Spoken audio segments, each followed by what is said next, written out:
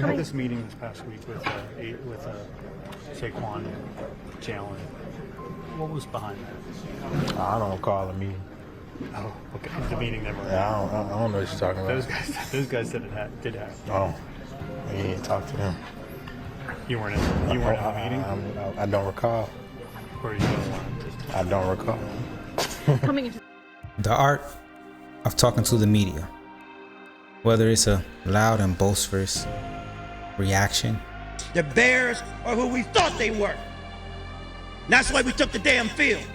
Now, if you want to crown them, then crown their ass. But they are who we thought they were. And we let them off the hook. or a nice and humble reaction, or maybe it's a one-word statement. All right, how about the effort of the offensive line to keep pushing against the defensive attack so aggressively? Yeah. Or maybe sometimes we say nothing at all. But what I really would like to know is who's really at fault. Is it the media creating a narrative, or is it the player just not acting right? But in this video, we're going to decide once and for all who's really at fault.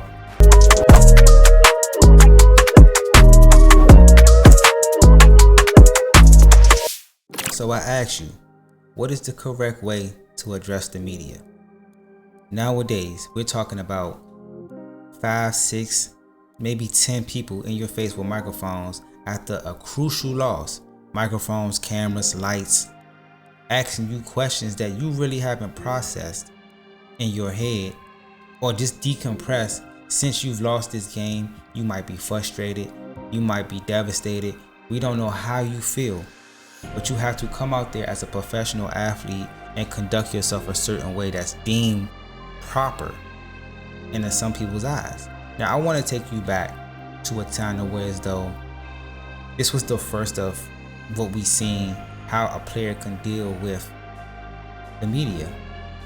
And his explanation of why he dealt with the media that way was this one reason alone. Let's check it out. When did this take place that, you know what, y'all got narratives and y'all gonna paint me. If I say one thing, y'all gonna say I said something else and you try to make me look foolish, so I just don't fool with y'all. It was that. I mean, it was more so like, shit. What happened? It was the first, I mean, when I first got out of jail the first time, it was like, you know, I'm listening, talking to these individuals, media guys or whatever. Oh yeah, you the greatest thing since sliced bread. You know, they ain't had nothing like this since Thurman Thomas and blah, blah, blah. Then I got in some little trouble, had faced some adversity, and then it was like, oh, I knew he was a thug. I knew this nigga wasn't shit.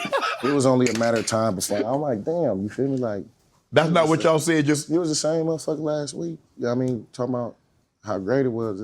Oh, okay. Nah, oh. But then what it showed me was these were individuals who, I mean, probably in their personal life, was some bitches. You know what I mean? And if you a bitch in your personal life, then you probably gonna be a bitch at work. And the thing was, I didn't see it for what it I didn't see it for what it really was, but I just knew I didn't fuck with bitch ass niggas. So if I wouldn't fuck with you there, I wouldn't fuck with you at work. It just so happened that we at work. We got to intersect. And you got the... You got a job to do, I got a job to do. But you got the opportunity to paint this picture about me, and I'm not finna go back and forth with you because, I mean, that wasn't how it was raised. If we had a problem, we go outside, we get down, handle what we handle, and then it's up. Now, Marshawn Lynch was probably the first player I ever seen handle the media like this. And he's been known and he's revered for his physical run style, the Beastquake and the things that he did in Seattle. But for me, it's more so like I've never seen a player be so real with the media and say nothing. Because I've never related to a player more than Marshawn Lynch when it came down to dealing with people, because you see, or you kind of compare yourself to that situation to what you deal with in real life. Now, when you deal with people in real life, you kind of have to decide whether I'm going to open up to this person or not. Am I going to really tell this person how I feel or not? Am I going to be able to be comfortable and be my true self around this person or not? Or is it just a job for you? So then we look at the perspective of a player and being a human being.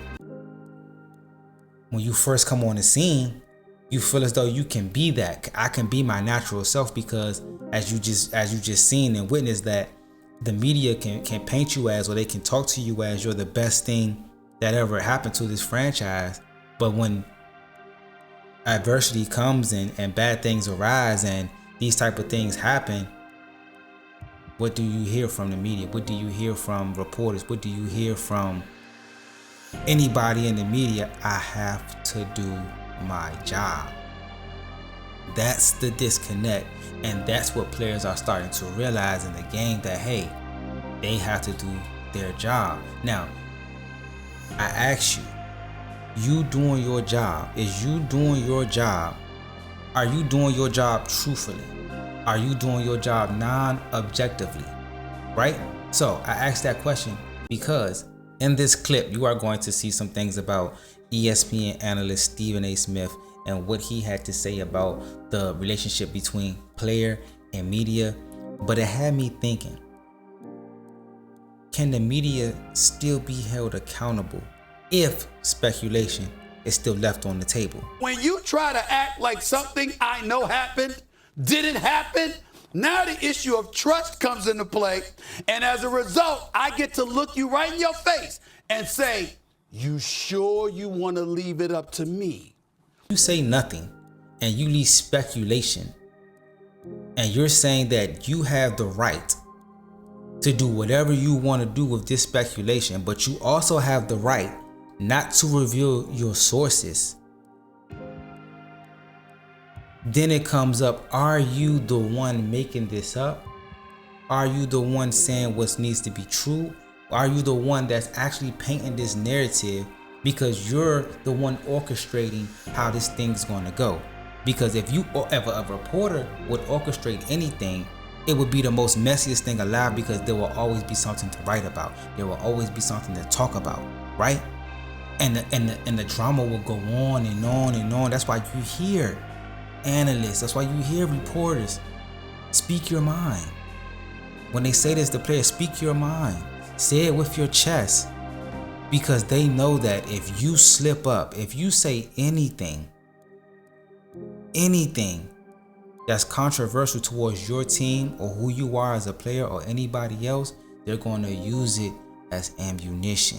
So then you get things like this. I want you to watch. I had a growing issue at the time, so I just felt like, let me use this time to go get myself healthier in the training room. We had a bit of a disagreement, and it was like right in the doorway of where, people were, A lot of players and coaches saw it. Yeah, and I think some other people were just, listening to the conversation. Right, So, right. He felt like I was showing him up, and coach said, go home.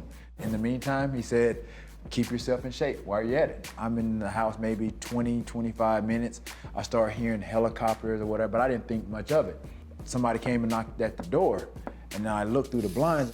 News trucks were all out in my yard. The helicopters and everybody is around my house. I just tried to have fun with it.